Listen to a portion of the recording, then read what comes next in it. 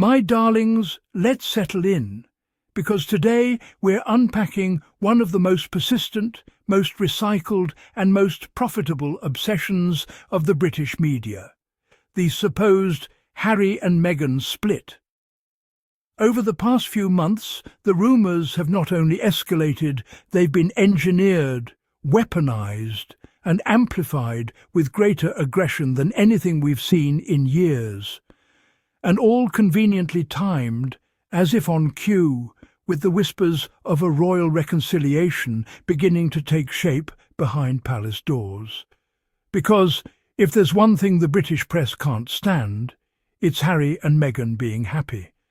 And if there's another thing they despise even more, it's losing control of a narrative. So when Harry quietly met his father, King Charles, for a private tea in September, their first real meeting in nearly 2 years, the media needed a distraction. And what better shield than resurrecting their favourite fantasy, the fall of the Sussex marriage? But to understand the intensity of these new attacks, we must understand the foundations of Harry and Meghan's partnership, a union built not on palace protocol, but on mutual protection, shared trauma, and a fierce loyalty that their critics cannot comprehend. And that, my loves, is exactly where our story begins. The British press has a formula they've recycled for decades. They take a royal couple or merely someone connected to the monarchy, and the moment there's the slightest hint of reconciliation, reunion, or even a step toward healing, they counterbalance it by manufacturing chaos elsewhere. So when Harry decided to extend an olive branch to Charles, when he chose to show up, sit down, and have tea with the king, the press panicked. A thawing relationship does not sell. But a marriage in crisis. Oh, that sells by the truckload. Suddenly, headlines started appearing everywhere. Harry living separate from Meghan. Meghan focusing on career away from Harry. Sources say divorce is imminent.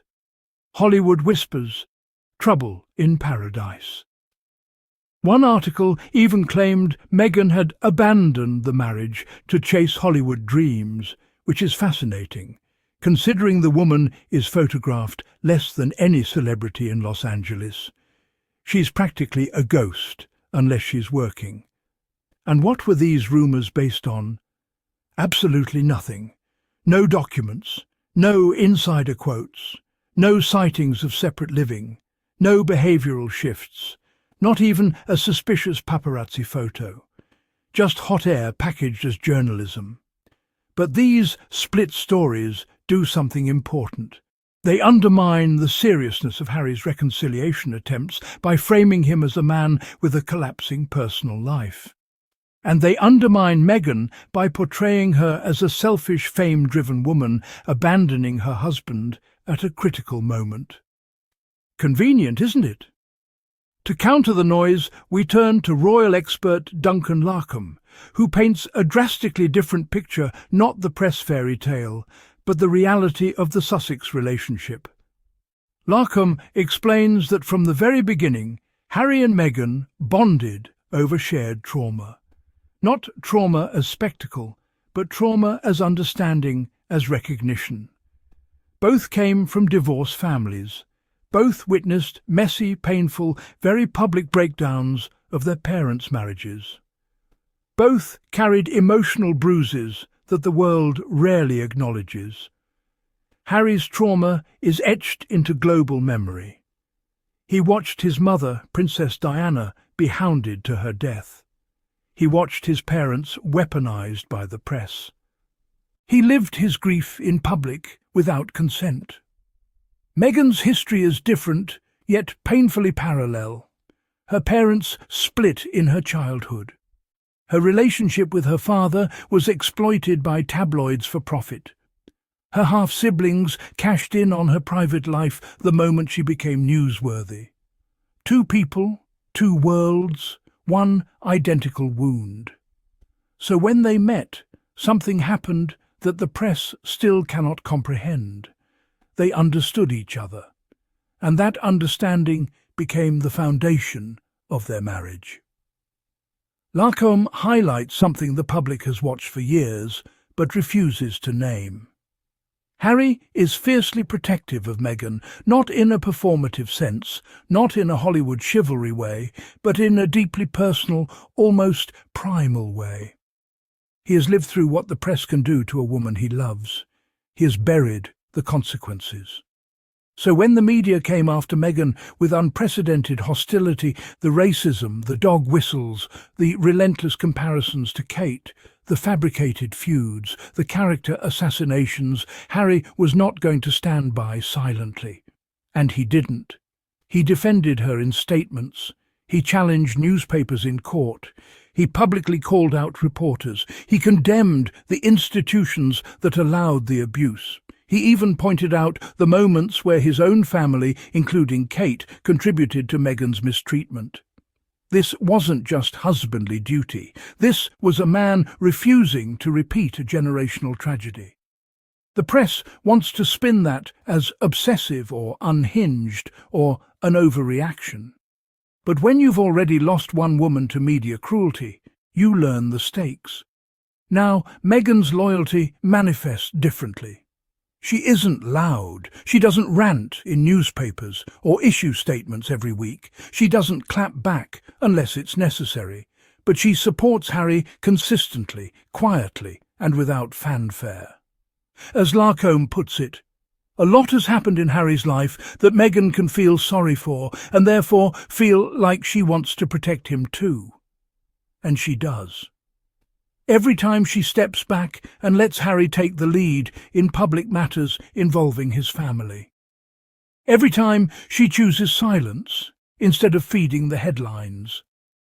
Every time she lets him process his past without making it about herself.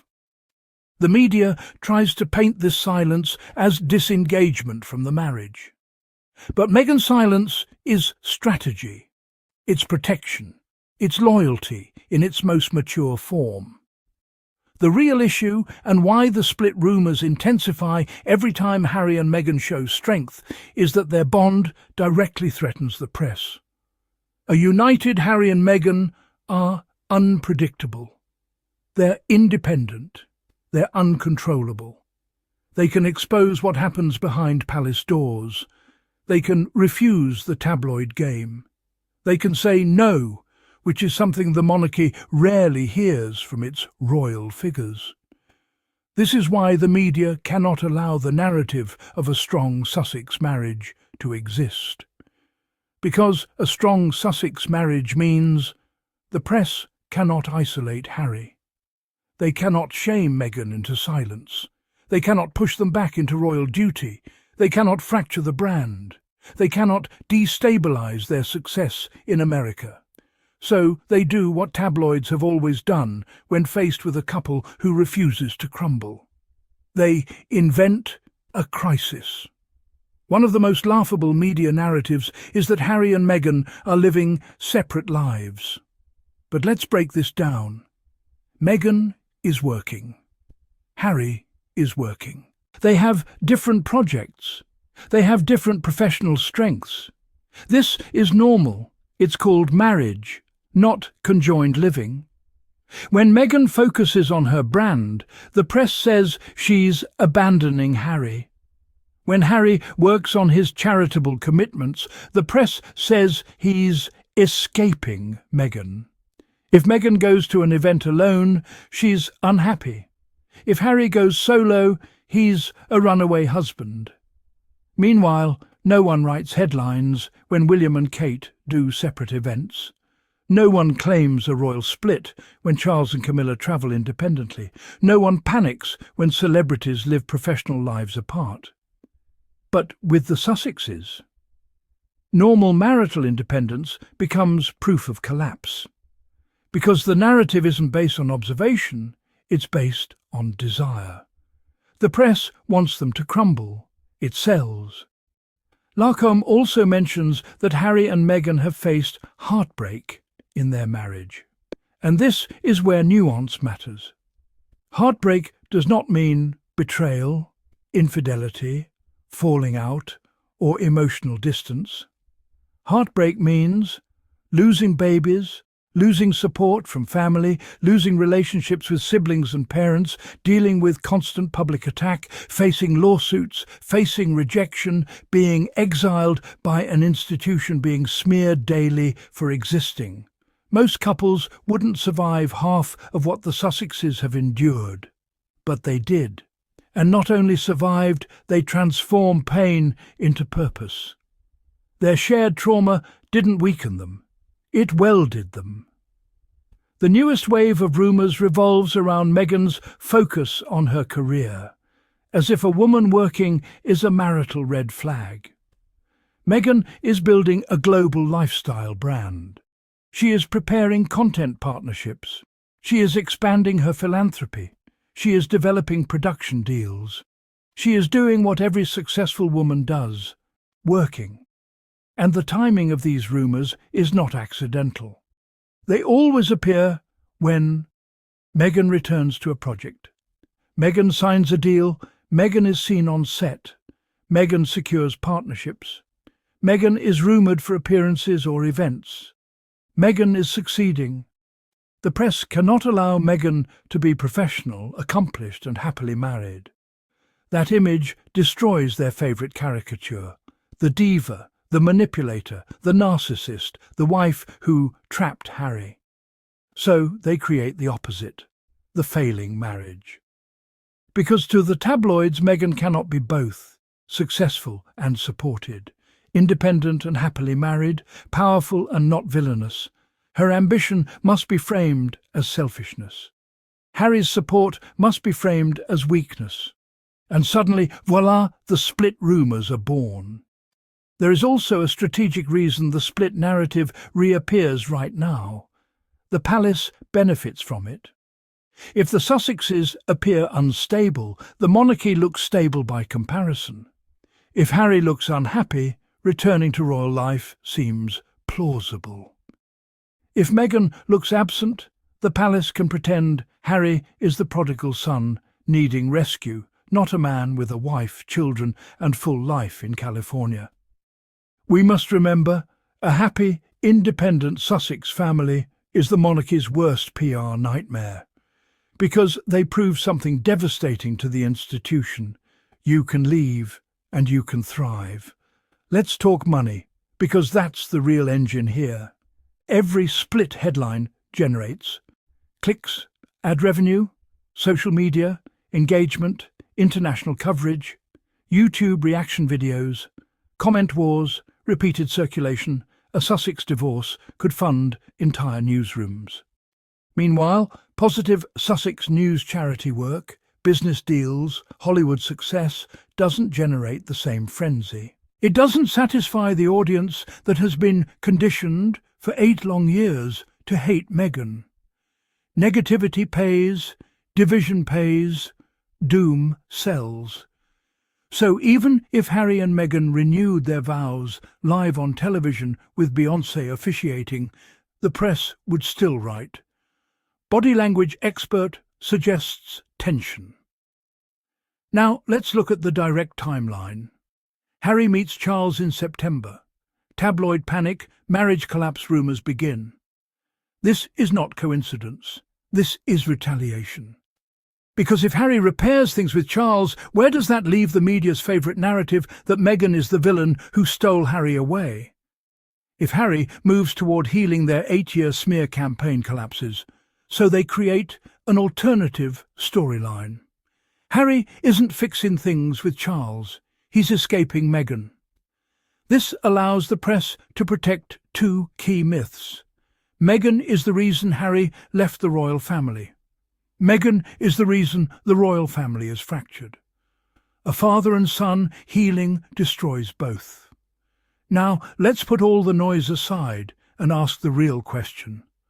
What do we actually know about Harry and Meghan's marriage? They live together. They raise their children together. They travel together. They work together on certain projects. They support each other in court battles. They appear at each other's events. They make decisions jointly. They face crises as a unit. There is zero evidence, not one photo, not one credible report, not one legal document that they are living separately, arguing publicly, or considering a split. But there is endless evidence of the opposite. Coordinated public appearances, shared statements, joint legal strategies, aligned messaging, mutual affection, consistent partnership. Their marriage is not a tabloid fantasy. It is a partnership built on loyalty, trauma, and mutual protection. So where does all this leave us? With clarity. Harry and Meghan do not have a broken marriage. They have a targeted one. Their relationship is attacked because it defies royal expectations, it challenges media power, it exposes institutional flaws, it threatens the palace narrative, it disrupts the British press economy, it undermines decades of propaganda, it showcases independence from the monarchy, it proves you can walk away and still win. A marriage like that doesn't crumble easily. It doesn't weaken under pressure. It doesn't fracture because of rumours. If anything, the hostility toward them proves the strength of their union. Because people don't try to break what is already broken.